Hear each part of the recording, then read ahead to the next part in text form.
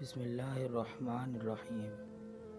میں نے پہلی بار ایمن مراد کو اس کی ویل چیئر کے ساتھ ایڈمن آفس میں دیکھا تھا۔ وہ انٹرویو کے لیے آئی تھی۔ مجھے یقین تھا کہ اسے مسترد کر دیا جائے گا۔ بھلا جسمانی طور پر ایک معذور لڑکی کس طرح ایک اسکول ٹیچر منتخب ہو سکتی ہے؟ پرنسپل صاحبہ تو اچھوں کو گھاس نہیں ڈالتی تھیں۔ پھر یہ ایمن کس کھیت کی مولی تھی؟ مگر جس پراعتماد انداز میں وہ ایڈمن آفس والوں میں گفتگو کر رہی تھی، اسے دیکھ کر کہیں سے نہیں لگ رہا تھا وہ اپنی معذوری کو لے کر کسی بھی قسم کے احساس کمتری کا شکار ہے۔ وہ سارا دن میں نے ایمن کے متعلق مختلف قسم کے مفروضے مرتب کرتے ہوئے گزارا۔ میں نہیں جانتی تھی کہ ایمن کے متعلق میں اتنا کیوں سوچ رہی ہوں۔ شاید میں اس سے مرعوب ہو چکی تھی، مگر میرا دل اس بات کو تسلیم کرنے کے لیے تیار نہیں تھا۔ اگلے ہی روز مجھے ایمن کے منتخب ہونے کی خبر ملی، اور اسی روز سے ایمن مراد سے میری چپکلش کا آغاز ہو گیا۔ مس زارا، آپ آج سے نویں جماعت کو نہیں پڑھائیں گی۔ کوارڈینیٹر زرتاج کے اس جملے پر میں نے چونک کر اس کی طرف دیکھا۔ آج سے مس ایمن کو ہم نے نویں جماعت کا انچارج بنا دیا ہے۔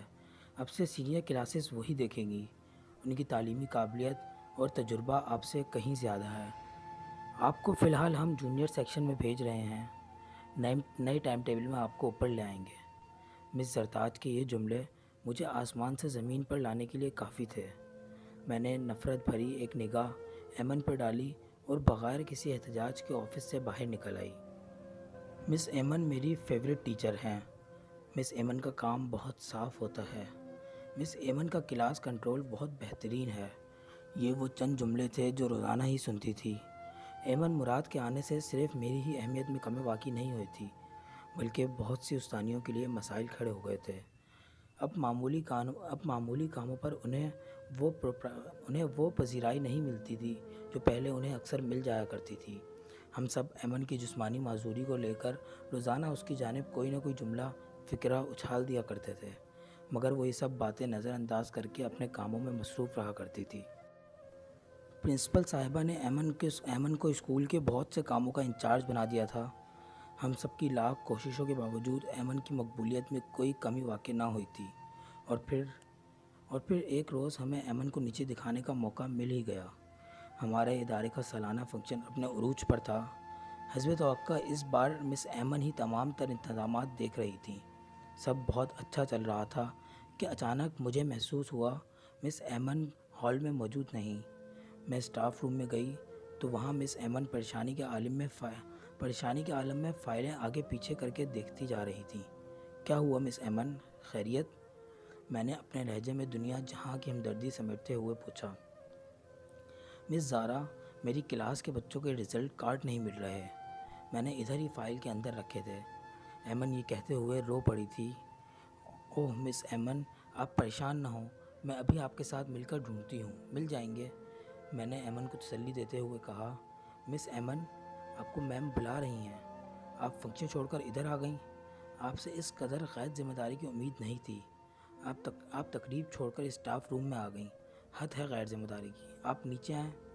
زرتاج انتہائی غصہ کے عالم میں اسٹاف روم میں آئی تھی اور غصے کے عالم میں بولتی ہوئی نیچے چلی گئی تھی۔ اس روز ایمن کی خوب بے عزتی ہوئی اور مجھ سمیت بہت سی ٹیچروں کے دلوں کو سکون مل گیا۔ ایمن کی جو رزلٹ کارڈ میں نے چھپائے تھے وہ واپس انہی فائلوں میں رکھ کر میں گھر لوٹ آئی تھی۔ اس روز میں بہت خوش تھی، اور گھر پہنچ کر ایک اور خوشی کی خبر میری منتظر تھی۔ زارا بیٹا، اب تم گھر بیٹھنے کی تیاری کرو۔ تمہارے رشتے کے لیے اسفند نے ہاں کر دی ہے، اور یہ سب تمہاری ایک کلیگ کی وجہ سے ممکن ہوا ہے۔ کیا؟ مگر حیرت کے باعث مجھ سے کچھ بولا نہیں جا رہا تھا۔ ہاں نا، ڈاکٹر اسفند کی والدہ تمہارے بارے میں پوچھنے کل تمہارے اسکول جا پہنچی، اور وہاں تمہاری مس ایمن نے اسفند کی والدہ کے سامنے تمہاری اتنی تعریفیں کیں کہ انہیں ماننا ہی پڑا۔ امی نے مجھے گلے لگاتے ہوئے کہا، یہ سب آپ کو اسفند کی والدہ نے بتایا ہے؟ مجھے یقین ہی نہیں آ رہا تھا۔ ہاں، ان کے علاوہ اور کون بتا سکتا تھا؟ میرے لیے تو وہ لڑکی فرشتہ ثابت ہوئی ہے، اور انہوں نے مجھے بتایا کہ وہ لڑکی دونوں ٹانگوں سے معذور تھی۔ بے اختیار میں بول اٹھی، معذور وہ نہیں ہے، وہ تو مکمل ہے۔ ادھورا تو وہ ہے جو اسے معذور سمجھتا ہے۔ امی تو شاید اور بھی بہت کچھ کہا، مگر میرے کانوں کے آس پاس امی کی زبان سے نکلا ہوا آخری جملہ ٹھہر گیا تھا۔ مجھے معلوم تھا اب میں ایمن سے معافی مانگوں گی۔ میں جانتی تھی وہ مجھے معاف بھی کر دے گی، مگر ایمن کے رویے سے مجھے اتنا ضرور معلوم ہو گیا تھا کہ ادھورا کون ہے۔